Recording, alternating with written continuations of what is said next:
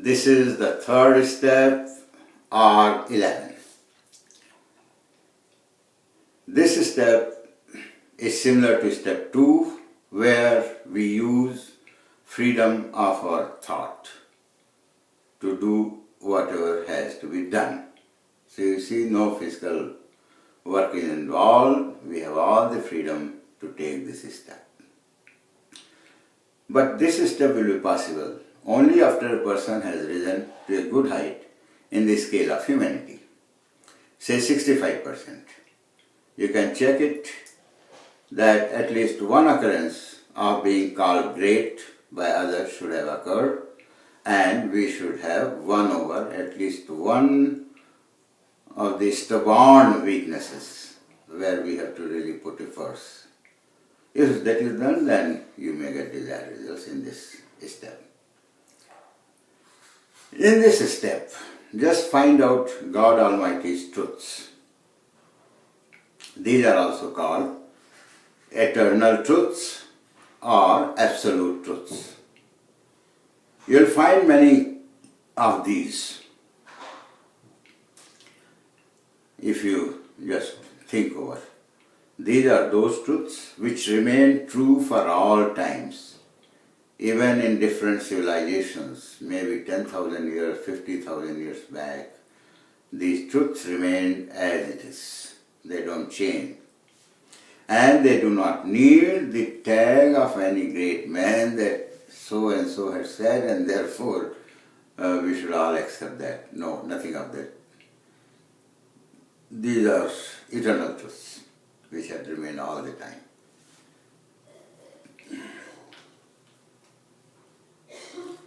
Few of these are. First is, of course, God Almighty Himself. Then second is death snatches away all worldly relations and possessions. He has made each person different than others. So there is the third one, meaning that each one of us is a unique creation of God Almighty. Other truths are, whatever is seen today will not last forever.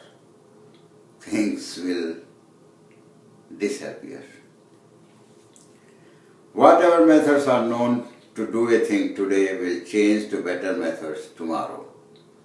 This is a good eternal truth which will be very helpful to scientists, engineers, and others. There will be newer paths to meet God Almighty. Means new and new paths will be found out to meet God Almighty. So anybody telling that this is the only path is not true.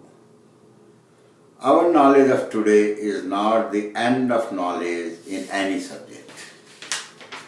So if anybody says this is the end of the knowledge, please reject that. You may choose any one of these truths for self-realization. If matter of death is chosen for self-realization, one will get a high degree of detachment. There are stories that such persons who could realize this truth at the young age, they left everything and went to secluded places like mountains or jungles to find out the meaning of life. They also served some true guru, some of them, who could help them. But ultimately such persons realized that life is to live as a proper human being. And after having realized this, they come back to the society, they become teachers, they teach people to live like proper human beings. So what happens is that our step 1, take the mantra of I'll become a human being. So we can, sitting here, take that mantra and try our best to become proper human beings. There is no need of renouncing family and society. However, in my opinion, one should go for the self-realization of the truth of He has made each person different than others. Self-realization of this truth at the start has very practical uses and does not have the devastating effect which the truth of death has on an individual. So that way I'll recommend this one. Before going further, let us understand the meaning of self-realization. It is the awareness of something which gets embedded in our soul, conscience and mind. It becomes a sort of part of all these things. And these things, soul, conscience and mind, these are sources which trigger all our actions. So knowing it, one may feel that self-realizing God Almighty may be easier in the sense that God's soul is attached to God Almighty. But it is not that easy also, because unless we have seen our life and this world well, we cannot realize Him, and it takes long time. God Almighty is the truth of all truths, and hence at least some of His truths need to be realized first. So we can't jump straight to Him. By the way, self-realization of God Almighty and meeting Him are two different things. I think everybody understands. Self-realization of God Almighty. This is different. Meeting God Almighty is different. Self-realization occurs much before meeting Him. Please do not mix up God Almighty's truths with other lesser truths told by some great persons. A commonly used phrase is, truth is always bitter. This is not the full truth. It needs to be qualified by prefixing it. Just add it before unpleasant. That unpleasant truth is bitter. You see, the pleasant truth, how it can be bitter? It will be very sweet. So it needs to be qualified. Similarly, but you see, despite this qualification, it doesn't become an eternal truth. Similarly, there is another commonly used phrase that history repeats itself. This needs a long suffix. In the end, we have to add that history repeats itself for good things, for intelligent and laborious persons, and for bad things to those not intelligent and laborious. So despite all these things, etc., these lesser truths, they can't become eternal truths. Similarly, there could be many such sayings, and you can qualify those suitably before using. So just don't use it just like that. Some great person has said this, so this is truth. No, it is not. Now let us come to my suggested God Almighty's truth of He has made each person different than others. To self-realize this truth, the first stage, that is of its knowledge, is already with us.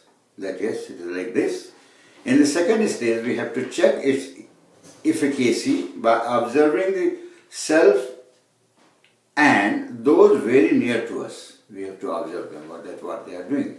After this, observe all others in relation to each other, that how people are behaving with each other, how they are meeting and doing things. These observations will strengthen our knowledge. So this way we will get this knowledge fully. After this, we should move towards self-realization. This stage requires more than observation.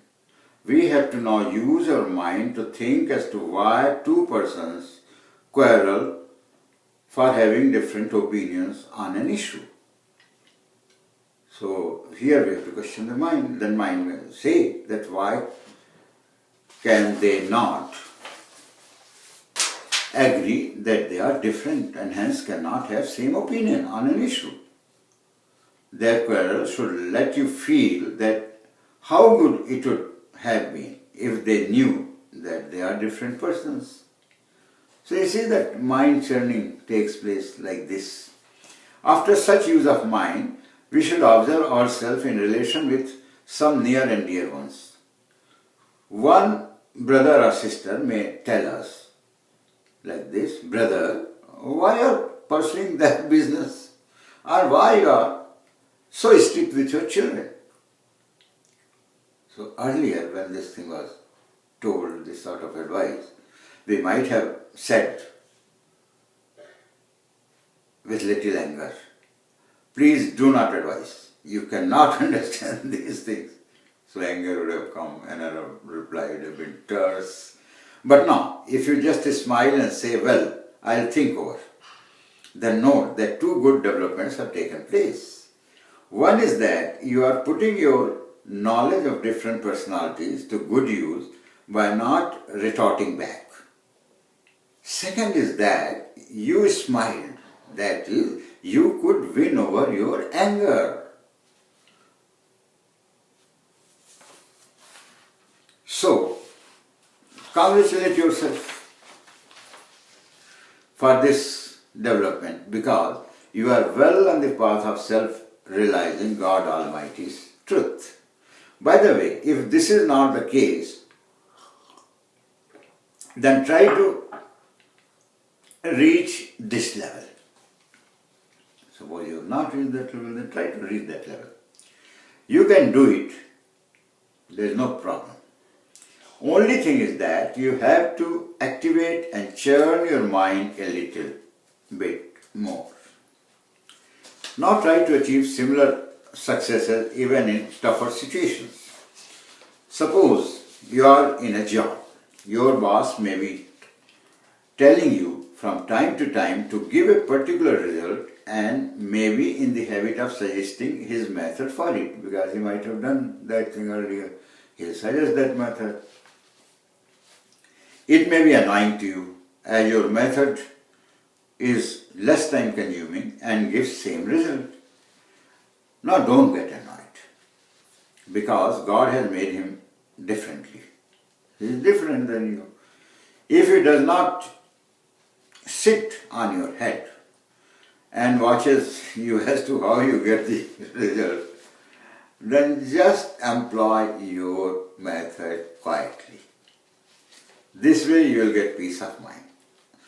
He may catch you after some time, but knowing that you gave right and quicker results, he may keep quiet. But if he forces you to adopt his method, fall in line with a smile. Because you see, what to do? We should tell ourselves that we tried to do this, still he doesn't want, so what to do? To fall in line. Because, after all, he is your boss and a different person. And it is quite possible that his method may never give bad results, whereas your method may not be tried for that long. So you can't be sure about that method. Therefore you have that respect also for his insistence and go by his method. So if you do it without anger, then after some more incidents like this, of your accepting others as they are, you suddenly exclaim one day, "Oh my God, how effective is this use of knowledge? I got rid of my anger and annoyance and am a more satisfied person now. Now I will go on using it like this." The day you reach this stage, which will happen, I think, within 2 years in the normal course, few people can do it much faster. You can say that you have realized this truth and this will get embedded to your soul, conscience and mind and you will live on it and for the rest of your life. However, from time to time, you should recall those events and benefits which you got so that you do not falter in future. But if by this time you have already attained the height of 75% of humanity, I think you will never falter. After you have self-realized this truth, that he has made each person different than others, then you will be able to self-realize other truths also. I think there should be no problem. Since these truths are God Almighty's truths, your self-realization brings you very near to Him. You see, you must have heard, in the childhood or some stories as well, some person was going with bare minimum clothes, with a thing of something, carrying water, etc., and just going. Somebody asked, where are you going?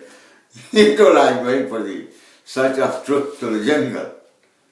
So that search, for these persons, etc., was that. Search of truth means search of God, and therefore when we reach one of His truths, it means we have become very near to Him. If you now want, you can go for self-realization of God Almighty. It may take some time, but you can succeed because you have already succeeded in one truth and have a good height in the scale of humanity. In this case, you may travel on your own without any input from my side, because God Almighty's design is such that He wants each one of us to travel in our own way. See, He has His own way. So, you have to travel on your own. My advice may neither be necessary nor, I think, desirable. However, I suggest that look back in your unexpected successes. Look back to your unexpected successes and unexpected failures, and you may find God Almighty's hand there. Unexpected success, unexpected failure. You'll find. You have to just search out. To self-realize God Almighty, you have to realize that He is everywhere and does everything.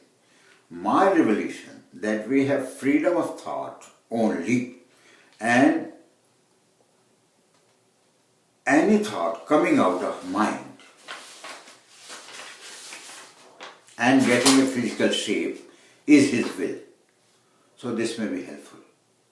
So you can use this knowledge besides another part of my revelation, that even though God had programmed something to be done by us, good or bad, we can use the freedom of our thought not to do His bidding. This revelation from my side will also be helpful in your quest. I wish you all the very best for your success in self-realizing the God Almighty. Once you self-realize God Almighty, then you can also attain moksha. You see, this is a very big term talked about in India, moksha. That is freedom from earthly attractions. In this, you again have to use only the power of your mind, for which you have full freedom. This actually happens on its own for a God-realized person after this realization in due course of time. So, the way, once you are a God-realized person, you will be conducting yourself in such a fashion that that moksha will come in due course to you. The symptoms are that you will not feel unduly attracted to earthly things like money, power, position, relations, etc., and will deal with these purely as your divine duty towards God Almighty. So that devotion will be there.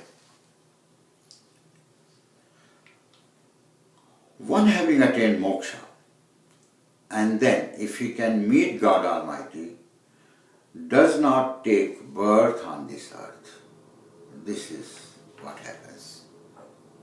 His soul either gets merged in God Almighty or is sent somewhere else for some work. While discussing this matter, let me give a revelation. It is a new revelation. God Almighty sends either